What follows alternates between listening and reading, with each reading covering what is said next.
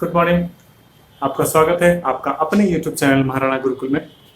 हमने पिछले क्लासेस में लीनियर इक्वेशंस का सेकेंड पार्ट बनाया था और उसमें कुछ कुछ क्वेश्चंस को बनाना सीखा था। एल्जेब्रिकल मेथड से हम बता रहे थे इसमें कि सब्लिमेशन मेथड और एलिमिनेशन मेथड से कैसे हम लोग बनाते हैं। हमने बताया भी था कुछ क्वेश्चंस आप बनाइएगा, आर एस अग्रवाल है, आर डी शर्मा है, जो बुक में जो भी बुक से बनाते हैं आप उसे बना सकते हैं।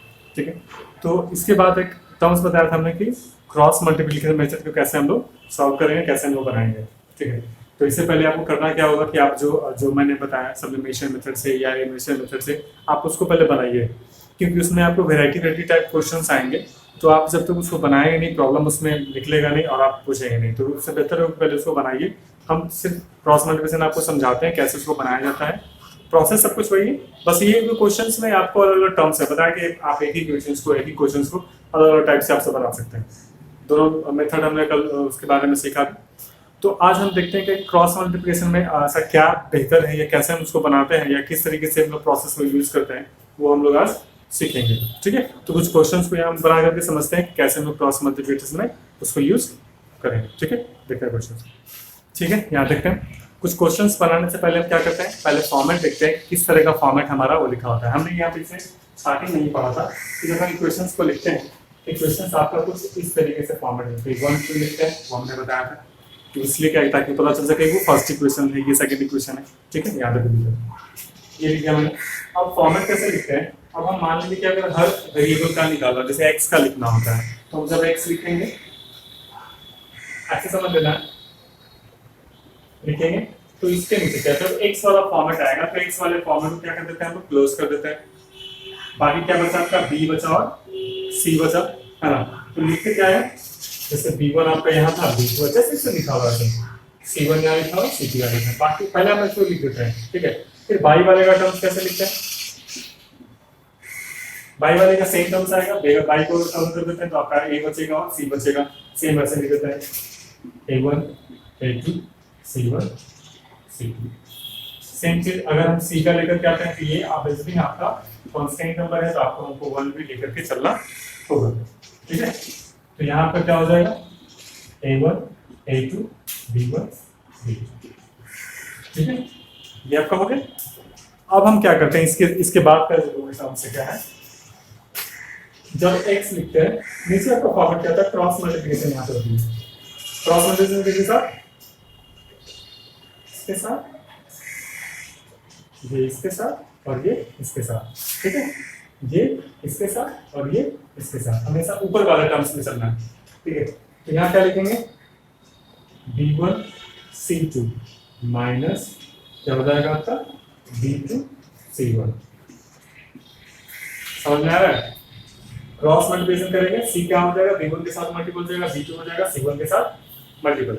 ठीक है, फिर आगे चलते हैं, फिर y वाला टर्म्स लिखेंगे, सेम चीज आपका a1 c2 minus a2 c1। ठीक है, a1 b2 minus a2 b1। ये याद रखना है आपको, जब क्रॉस मल्टीप्लिकेशन वाले टर्म से आपको क्वेश्चन को सॉल्व करना होगा तो आपको ये याद रखना होगा, ध्यान रखना होगा, तभी आपका क्वेश्चन सॉल्व हो पाएगा। हम लोग फॉर्मेट कैसे लिखते हैं, उसके बाद हम उसको जब टर्म्स करते हैं क्रॉस मल्टीप्लिकेशन तो हमेशा वो सब्ट्रैक्शन के टर्म्स में आएगा, माइनस होगा, तभी तो वैल्यू निकाल पाते हैं। तो हमेशा क्या करेंगे, उसको सब्ट्रैक्ट वाले टर्म्स में लेके चलेंगे। ठीक है, तो जब ये आपका इक्वेशन दिया है, दो इक्वेशन, ठीक है, तो जब हम x के टर्म्स में निकालेंगे तो x वाले को क्लोज करके बाकी जो आपका टर्म्स b और c है उसको हम लोग लिखेंगे क्रॉस मल्टीप्लिकेशन, और दोनों आपस में क्या हो जाएगा, क्रॉस मल्टीप्लिकेशन माइनस में होगा। आप इसी पे बेस करके हमें क्वेश्चंस बनाते हैं। हाँ, अब ये जैसे मान लीजिए प्लस में दिया हुआ, आपका कहीं भी क्वेश्चंस माइनस में हो, जैसे यहाँ पे क्वेश्चन से लिखे हुए 2x माइनस 3y माइनस 12, तो यहाँ पे जब हम b की वैल्यू b2 लिखते हैं तो b2 आपका कितना हो जाएगा, -3 हो जाएगा। तो वहां पे उसको साइन के इंडिविजुअल साइन के साथ लिखना है। ऐसा नहीं कि आप मान लीजिए कि यहाँ पे सर यहाँ पे प्लस बताए थे, यहाँ सब कुछ प्लस लिखे हुए तो माइनस कैसे लिखते हैं, क्वेश्चन अलग हो सकते हैं। ये फॉर्मेट आपका ये आपका कॉमन साइन है जो कि इक्वेशंस में ऐसे होते हैं, वो आपके इंडिविजुअल साइन है। यानी आपका 2x है प्लस -3, यानी कि -3 आपका उसका 3 का क्या है, इंडिविजुअल साइन है, उसके साथ वो चलेगा, है ना। तो कंफ्यूज नहीं होना है, जो नंबर जिसके साथ साइन वो होगा उसके साइन के साथ क्या करना है, कैरी करना है। ठीक है, इसमें क्वेश्चंस देखते हैं, जैसे वही क्वेश्चंस को हमको बनाना होता है। ये समझ में आया? चलो अभी इसका रिजल्ट लेता हूँ, इसको हटाते हैं। दो इक्वेशंस आपके लिखे हुए हैं, जैसे x plus 2y plus 1 equals to 0, फिर आपका है 2x minus 3y minus 12 equals to 0। ठीक है, अब इसी इक्वेशंस को कैसे हम क्रॉस मल्टीप्लिकेशन इस टर्म्स में लिखते हैं। जैसे अब हमको x लिखना होता है, क्या लिखेंगे? बताते हैं कि x कवर करते हैं, जैसे यहीं पे आप देख लेते हैं, ये आपका a1, b1 c1, a2 b2 और c2। जब हम यहाँ b1 c2 लिखें तो b1 आपका क्या हो जाएगा? ये b1 ये b2 ये क्या लिखेंगे? 2 माइनस 3, आपका c1 में हो जाएगा 1 और माइनस 12। बताया था जो साइन जैसे होगा उसी के साथ साइन के ऊपर क्या करेंगे? कैरी करेंगे, है ना? 1 2 1 और माइनस 12। यहाँ भी देखना है, ये जो हमने लिखा है उसी फॉर्मेट पे ये मैंने लिख रहा हूँ। उसके बाद क्रॉस मल्टीप्लिकेशन करेंगे तो आपका ये आएगा। ठीक है, 1 लिखेंगे, यहाँ पे क्या बचेगा? 1 2 2 और माइनस 3, ये आपका टर्म हो गया। ठीक है, अब हम आते हैं इसमें, जब हम क्रॉस मल्टीप्लिकेशन इसमें करेंगे तो आपको क्या हो जाएंगे? x बाई वही सेम चीज से मल्टीपल करते हैं, 2 से यहाँ पे क्या हो जाएगा? इसके साथ मल्टीपल 2 इंटू माइनस 12, माइनस का साइन देंगे, चाहे तो आप इसको ब्रैकेट में से यूज कर लें ताकि कंफ्यूज ना हो कि कौन सा साइन किसके साथ आ रहा है, और माइनस प्लस का हम लोग करेंगे। ठीक है, ये लिख दिया मैंने। उसके बाद क्या आपका 1 इंटू माइनस 3, जो ये मैंने लिखा वही चीज यहाँ पे ध्यान दीजिएगा। p2 का टर्म्स क्या था आपका? माइनस 3 इंटू 7 आया। तो इसी तरीके से जो ये फॉर्मेट आपको याद रखना, नहीं याद रहेगा तो आप इस तरीके से लिख सकते हैं। ये जब लिखेंगे फिर वही चीज आना है, तो डायरेक्ट आपको याद है तो ठीक है, नहीं तो बाकी फॉर्मेट आप समझ लीजिए कैसे उसको हम लोग लिखेंगे, तो आप क्वेश्चन उसको बना सकते हैं। आप जब क्वेश्चन 1 2 बनाएंगे तो ऑब्वियसली आपको दिमाग में हो जाएगा, सेट हो जाएगा, फिर आपको लिखने की जानने की जरूरत नहीं है, ये याद करना कोई जरूरी नहीं है, रट लें इसको, ऐसा बस समझिए। इसको समझना क्या है कि जो कैसे फॉर्मेट में लिखेंगे। अगर एक्स के टर्म्स को लिखने के लिए बोला जाता है तो एक्स को कवर करके बाकी जो है साइन के साथ, ये याद रखना है, जो उसका इंडिविजुअल साइन होगा साइन के साथ उसको कैरी करना है। ठीक है, तो ये कवर करते हैं, बाकी का साइन एक्स का 1 का। ठीक है, फिर क्रॉस मल्टीप्लिकेशन में लिखते हैं, फिर बाई है, बाई लिखिए 1 इंटू माइनस 12। ठीक है, साइन है, आंसर सब्ट्रैक्टिंग होगा। उसके बाद 1 इंटू 2, सेम चीज 1 इंटू माइनस 3, माइनस में 2 इंटू 2। समझ आ गया? देखिए जो ये लिखा हुआ उसी फॉर्मेट में ये लिखा हुआ आ गया है। हाँ, अब क्या करेंगे? x बाई ये आपका हो जाएगा माइनस 24, ये आपका देखिए माइनस, और ये माइनस आपका 3 है, बाई माइनस 12, और ये आपका हो जाएगा माइनस 2, ये 1 माइनस 3 और ये माइनस 4। समझ में आ रहा है? पक्का ना? अब यहाँ देखो, ये माइनस माइनस क्या हो जाएगा आपका?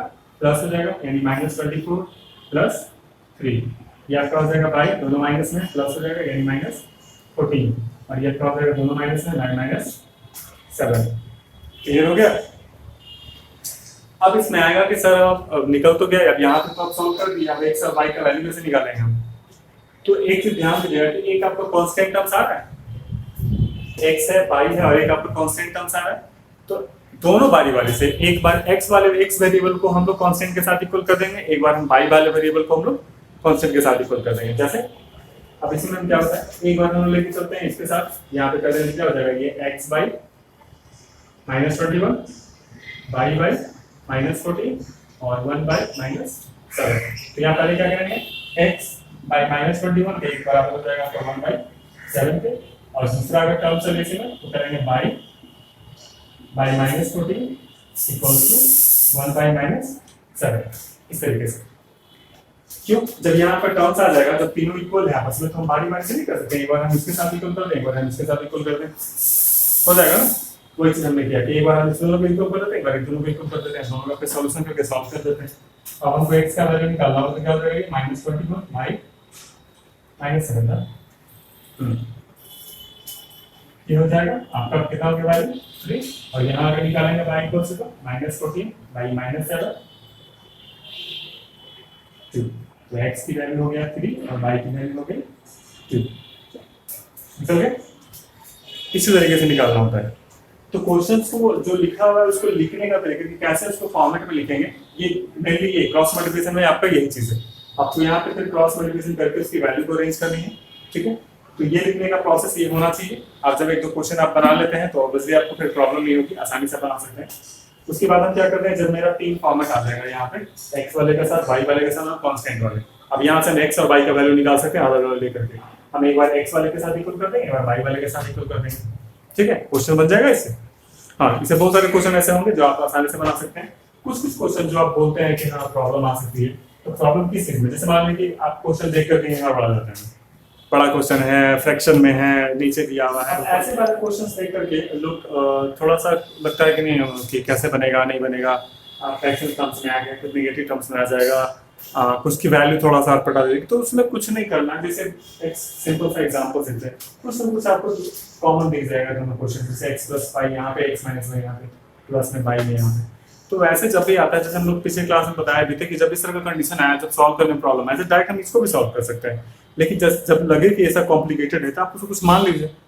जैसे क्वेश्चंस में आपके दिए हुआ है कि 5x + y - 2x - y + 1 = 0। तो हम क्या करते हैं कि ये जो टर्म्स आपका है, तो इसलिए ये लिखा हुआ है, इसका मतलब ये कुछ इस तरीके से है, x - y + 1, इसको कुछ ऐसे करते हैं 2 × 1/, ठीक। अब हम क्या करते हैं कि ये जो पूरा टर्म्स है इसको कुछ मान लेते हैं। हाँ, ये पूरा मान लेते हैं, जब वैल्यू निकलेगी तो वहां पुट करके हम उसको निकाल देंगे। तो इस पूरे वैल्यू को हम कुछ मान लेते हैं, जैसे कि a मान लें, कोई भी आप आजाद है, u मान लेते हैं इसको, ये वाला टर्म को क्या मान लेते हैं, a मान लेते हैं, b मान लेते हैं या b मान लेते हैं, ठीक।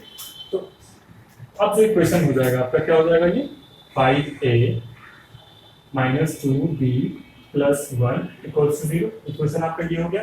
सेम चीज अब इसको लिखोगे, क्या लिखेंगे, 15a + 7b - 10 = 0। क्या आप सॉल्व नहीं होगा? जैसे सेम क्वेश्चन वो था, वही केस क्वेश्चन आपका ये आ गया, नहीं सॉल्व होगा, आराम से सॉल्व होगा। सेम चीज अगर आपसे यहाँ पे a का टर्म्स लेके चलना है, उसके बाद ले लेंगे तो कवर कर देंगे, या आपका आ जाएगा -2, 7, 1 और -10, ठीक है। फिर उसके बाद b का आएंगे टर्म्स में, तो क्या लिखेंगे, a कवर b कवर हो जाएगा, बाकी इधर 5, 15, 1 और -10। जब 1 का टर्म्स लिखेंगे तो क्या लिखेंगे, a कवर, बाकी 5 और 15, -2 और 7, ठीक है। अब फिर क्रॉस मल्टीप्लिकेशन करना है, सब्ट्रैक्ट करना है, बाकी फिर अब इसको दोनों को इक्वल करके जो वैल्यू निकलेगा वो आपका a का निकलेगा, ठीक है। तो जब a निकल जाएगा, that a = x + y, b = x - y, तो डायरेक्ट आप उस वाले टर्म से एलिमिनेशन मेथड से या एलिमिनेशन मेथड से आप उसको सॉल्व करके निकाल सकते हैं, है ना। आपको वहां पे सॉल्व करके निकाल, तो बहुत ही इजी तरीके से बन जाता है। इस तरह के क्वेश्चंस आपको बहुत सारे दिए जाएंगे, तो कंफ्यूज नहीं होना, बड़ा डिजिट तो कंफ्यूज नहीं होना है, कि आराम से तो पैसेंस रख के बनाना है। थोड़ा कैलकुलेशन आपको लगेगा कि हाँ थोड़ा कैलकुलेटिव है, तो ये वो होगा, मैथ बना रहे हैं, कैलकुलेशन तो होना ही होना है। हाँ, थोड़ा सा कैलकुलेशन इस वजह से भी, क्योंकि आपका कैलकुलेशन आपको अगर इजीएस्ट फॉर्म में नहीं है, टेबल आपको नहीं अच्छे से याद है, तो आपको कैलकुलेशन थोड़ा सा टफ हो सकता है, तो आप बना सकते हैं इसमें। ऐसे बहुत सारे क्वेश्चंस आएंगे, ऐसे कुछ क्वेश्चंस को आप देखते हैं, कुछ क्वेश्चंस को लिखते हैं, जिसको बताते हैं कि अच्छे तरीके से आप बना सकते हैं, ठीक है, ठीक है। यहाँ देख सकते हैं, दो क्वेश्चन हमने यहाँ लिखा है, जैसे x + 6 + y/15 = 4, 3x - y/12 और 19/4। अब इसमें प्रॉब्लम क्या होगा आपको कि अब क्रॉस मल्टीप्लिकेशन में लिख तो दे, तो उसको फिर मल्टीप्लिकेशन करने में प्रॉब्लम, सिंपल मल्टीप्लिकेशन कैसे करेंगे। तो सबसे इजी तरीका ये है कि अगर आपको उसको सॉल्व करना है तो आप एलसीएम ले लो, एलसीएम लेके बना सकते हैं।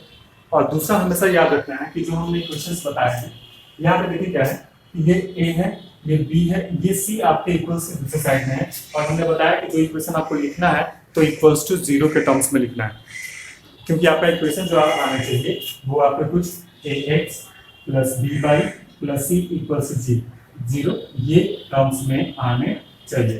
तो आपके अगर इक्वल्स के बाहर अगर कोई टर्म्स है, कोई कांस्टेंट टर्म्स भी है, तो उसको आप एक तरफ लेकर के आइए और उसको इस तरीके के क्वेश्चंस में आपको क्लियर कीजिए, उसके बाद आप उसको सॉल्व कर सकते हैं, ठीक है। तो पहला कंफ्यूजन में आप कहिए कि आप कैसे बनाना है उसको। तो x by 6 plus y by 15 equals to 4। अगर ये क्वेश्चन आपको लग रहा है कैसे बनाना है, तो पहले क्या करेंगे, ये 6 और 15 का आप एलसीएम ले सकते हैं।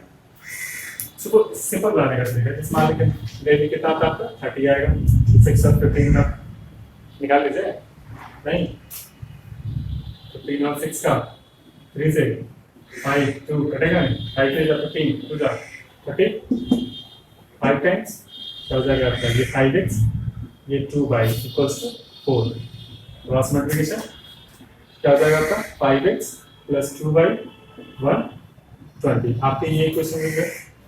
तो ये क्वेश्चन मिल गया, आपने बताया क्या बताया, कुछ इस फॉर्मेट में हमको लेकर के चलना है। तो हमको x से लाना पड़ेगा, यानी 5x plus 2y minus 120 equals to 0। अब आपके ये क्वेश्चन क्या होगा, क्रॉस मल्टीप्लिकेशन के तरीके से बनाने के लिए तैयार हो चुका है। ठीक है, सेम चीज हमको इसके साथ भी करना है। दिक्कत आप फ्रैक्शन देख करके, डेसिमल देख करके आप बोलिएगा कि नहीं दिक्कत है, नहीं बन पाएगा। बहुत सारे बच्चे ऐसे करते हैं कि हाँ डेसिमल आ गया तो कैसे बनाएंगे सर, कैसे बनेगा सर, नहीं समझ में आ रहा है, डेसिमल तो कैसे बनाएंगे। मतलब थोड़ी बहुत चेंज होती है, प्रॉब्लम आ जाता है। तो आपको कोशिश तो करें, कोशिश करने का, मान लीजिए इस तरह का क्वेश्चन है, आपको नहीं समझ में आ रहा है डायरेक्ट कैसे सॉल्व करेंगे। ठीक है, तो क्या करिए, आराम से एलसीएम लेके बना लीजिए, क्रॉस मल्टीप्लिकेशन करके आ गया ना इक्वेशन मेरा। ठीक है, अब सेम चीज है, यही चीज का हम दूसरे क्वेश्चन को लेके चलते हैं। आपका क्या दिया हुआ है, x by 3 minus y by 12 है, 19 बाई 4 दिया हुआ है। ठीक है, 3 और 12 का एलसीएम ले लेते हैं। आपका क्या आ जाएगा, 3 4 यानी आपका 4x हो गया, ये y ही रह जाएगा, ये 19 बाई 4, ये आपका मल्टीप्लिकेशन में चला जाएगा, यानी आपको कुछ हो जाएगा 4x minus y equals to 19 by 4 into 12 होगा। 4x minus y equals to 57 आपके इक्वेशन निकले। और ये आपके हो गए x minus y minus 57 equals to 0। आपको ये सॉल्व करने के लिए तैयार हो गए, ये दो इक्वेशन मिल गए। आप क्रॉस मल्टीप्लिकेशन से आप बना सकते हैं, है ना। तो कंफ्यूज भागना नहीं, मतलब जितना भागेगा प्रॉब्लम आएगा। ये एक ऐसा सब्जेक्ट है जिससे जितना भागेगा उतना प्रॉब्लम होगा। तो इससे बेहतर है कि आप उसको सॉल्व करने की कोशिश करें, है ना। तो इस तरीके से कॉम्प्लिकेटेड दिया रहेगा, आपको बस पहचानना है कि इसमें वेरिएबल कौन है, कांस्टेंट वाले टर्म्स में कौन से। अब जैसे सेम क्वेश्चन एक मैंने नीचे लिखा है, अब यहाँ पे लिखा है 2ax plus 3b by equals to a plus 2b। अब यहाँ पे क्या है कि बोले सर यहाँ पे a भी है और x भी है ना। जब आपको x लिखा हुआ है, जब x के फॉर्मेट में जब आपका टर्म्स लिखा हुआ है, तो आपको b वहाँ पे कांस्टेंट वाले टर्म्स में चले जाएंगे, यानी आपका वेरिएबल क्या हो जाएगा, यहाँ पे x हो जाएगा, y हो जाएगा। ठीक है, अभी मैंने जैसे आपसे लिखा हुआ question 2ax plus 3b by equals to a plus 2b, और आपके लिखा है 3ax plus 2b by equals to 2a plus b। तो ये जो टर्म्स आपके लिखे हुए हैं, ये आपके हो गए कोएफिशिएंट, इसके ये आपका वेरिएबल हो गया, ये आपके कांस्टेंट हो गए, ये आपके वेरिएबल हो गए, ये पूरा का पूरा आपका c वाला टर्म्स हो गया। ठीक है, तो इस तरीके से चलना होता है। तो अब हमको क्या करना है, तो फॉर्मेट में दिया हुआ है, पहले हम इक्वेशन वाला टर्म्स में लिख लें। जैसे आपका क्या हो जाएगा 2ax plus 3b by minus, ये आपके पूरे आपके क्या हो जाएंगे, कांस्टेंट यानी c का वैल्यू हो जाएगा। ये आपका a हो गया, a1, ये आपका b1, और ये आपके पूरे के पूरे जो टर्म्स हो जाएंगे आपके क्या हो जाएंगे c1 इक्वल्स टू 0। तब तो यहाँ पे देखिए कि हल करा, यहाँ a प्लस 2b आ गया। तो क्रॉस मल्टीप्लिकेशन में करेंगे कैसे, कुछ नहीं होता है, बस हाँ पैसेंस रख कर उसको मल्टीप्लिकेशन करना है, समझना है, बाकी और कुछ नहीं, सब चीज हो जाता है। ठीक है, एक चीज सेम यहाँ पे करते हैं, यानी 3ax प्लस 2b बाई, यहाँ हो जाएगा minus 2a plus b bracket में 0। ये आपके हो गए a2, ये आपके हो गए b2, और ये आपके हो गए c2। ठीक है, क्रॉस मल्टीप्लिकेशन में भी सेम उसी तरीके से लिखेंगे, कोई कंफ्यूजन नहीं। और हम अगर x के टर्म्स में लिखना होता है तो x लिखेंगे, कवर हो गया। यहाँ पे क्या बचेगा 3b, तो लिखेंगे यहाँ पे 3b, यहाँ पे 2b, यहाँ पे आपका क्या है minus a plus 2b, bracket में लिखेंगे तो ज्यादा बेहतर होगा, क्योंकि साइन आपको पता चल पाएगा 2a प्लस b। ठीक है, हाँ मल्टीप्लिकेशन कैसे करेंगे, ये तो चलिए बताते हैं। फिर वही आप बाई लिखेंगे, तो बाई लिखेंगे तो आपका ये क्या होगा, ये आपका हो जाएगा, ये आपका 2a हो जाएगा, ये हो जाएगा, यहाँ पे आपका क्या हो जाएगा a प्लस 2b और माइनस में 2a प्लस b, ब्रैकेट में डालते हैं, डबल ब्रैकेट है ना। फिर जब हम 1 डालते हैं तो आपका क्या हो जाएगा 2a 3a 3a 2a 3a 3b 2a,